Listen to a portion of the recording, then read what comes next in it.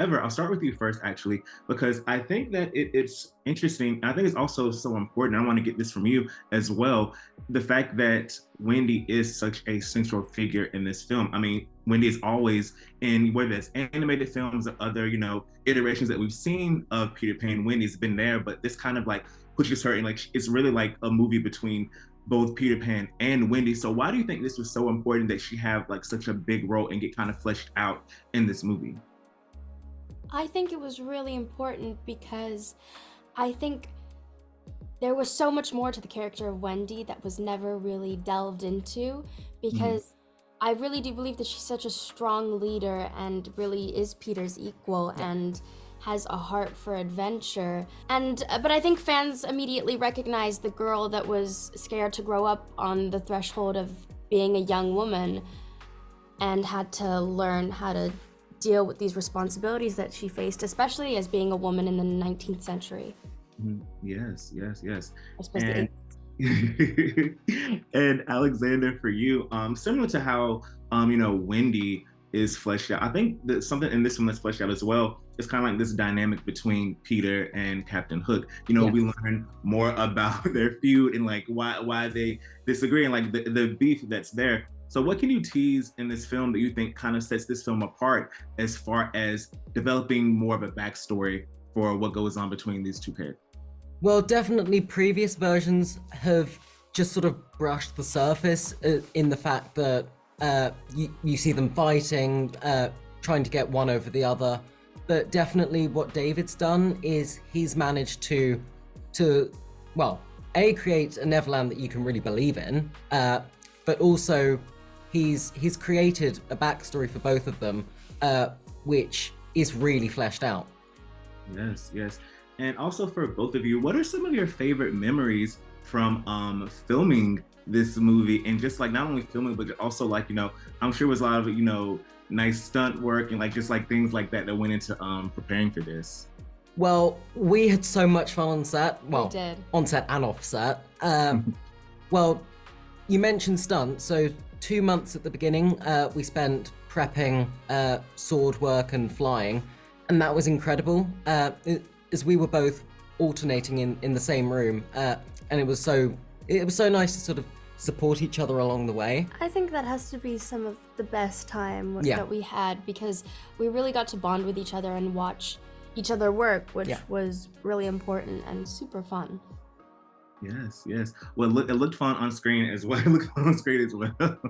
Yeah. Well, thank you both so much for chatting with me, and I cannot wait for more people to see this film.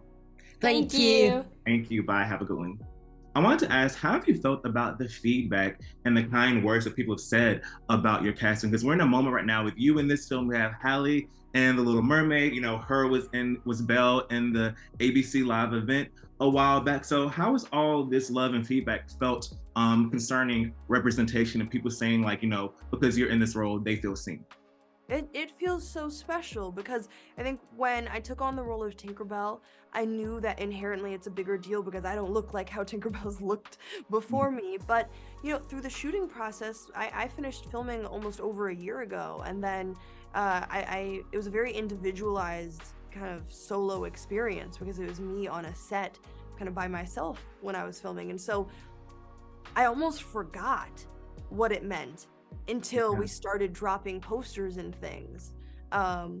And so I was really quite overwhelmed. As much as I had plenty of time to process from the announcement to filming to it coming out, I was definitely so excited and overwhelmed by the love. And I think even when they announced the Tinkerbell Barbie doll, being able to see how many people were excited about getting that for the little ones in their life, for the loved ones in their life, the amount of people that were like, wow, I wish I had that, felt so special because, I don't know who I'd be without Brandy's Cinderella or without a Tony Rose's Princess and the Frog or really any of those people. That was so instrumental in my growing up and really truly believing that I could be in any of these spaces. And so to now have even more people to turn to, this generation or Hallie, I'm excited. I'm excited for what this next generation will know is possible for them because of it.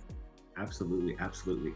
And I want to ask, how do you think this role was I don't want to say necessarily challenging, but I know it was probably different because this is a role where it required a lot, a lot more emoting because, the it's probably less lines than you're used to and like more of like visual acting, just like Tinkerbell's responses to certain things that are going on, and that's this role. So what was it like being in a role where it was limited talking, but more so much about her emotions and her reactions and responses to things that way? It was fun, if I'm being honest, because I think it helped even with my mind-body connection. I play characters that talk a lot. And so to play a character where I really had to be tapped into how my body was expressing what I was trying to say, I had to actually have thoughts behind everything I was doing. And so a lot of the work that David and I had done was try and pinpoint, what is she saying? Even if it's not clear to other people, I had to have a very clear idea of what I was trying to communicate. So whether it came across or not, you could see that there's intention behind it. And I also think it was fun to play with a new range of motion, just because me personally, I'm either smiley. Yeah, I think I'm ranges of smiley in my personal life. And I'm not necessarily someone that gets frustrated all that often, or not visibly frustrated. And so it required, using muscles I don't typically use to try and figure out how, I would use my face and my body to express the entire range of emotions, from excited to caring to sad to worried. But I had such a good time. And, the motion capture experience was unlike anything because it's so detail oriented that I've never been more aware of my face muscles in my life, because everything counted. Even though she's larger than life, every micro expression counted because they see it all on these tiny cameras when they recreate the performance. Yes. Well, thank you so much for your time, Yara, and I cannot wait for more people to see this film. Thank you. Thank you. Bye. Have a good one. Bye. Take care. David, I'll start with you first. I feel like that, especially I guess within the recent decade or so, we've seen kind of a lot of classic stories when they do get a new iteration. They seem to be darker or grittier in tone. So I feel like a lot of people thought oh, this may be, a grittier take on Peter Pan and Wendy, especially considering, this was announced coming off of The Green Knight. So people were saying what can this look like? But in seeing the film, it's very much true to what we would think, or at least what we would think a new take on the story would be. So ultimately, what was the decision process that this would be the version of the film, this version for everyone to be able to relate to and see on screen? I think that was actually it. We wanted to make a movie that was for everyone, and I had no interest in making the dark and gritty Peter Pan, because Peter Pan to me is wondrous and full of color and life and adventure. And I was really, even when the first trailer came out, I was like, oh, it's definitely looking a little darker. I can't wait for people to see how bold and bright this movie gets and how colorful it gets. That was really exciting to me to find, and so much of this movie was finding colors both literally and figuratively that have never been seen before in this story. Yes.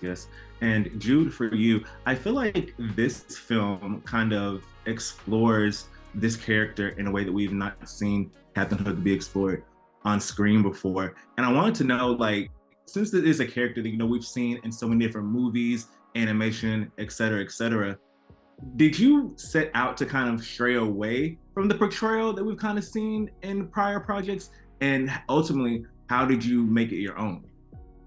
So those other iterations, those other versions are all films I've seen and enjoyed, and I didn't feel the need to go back and study because I knew them all pretty well.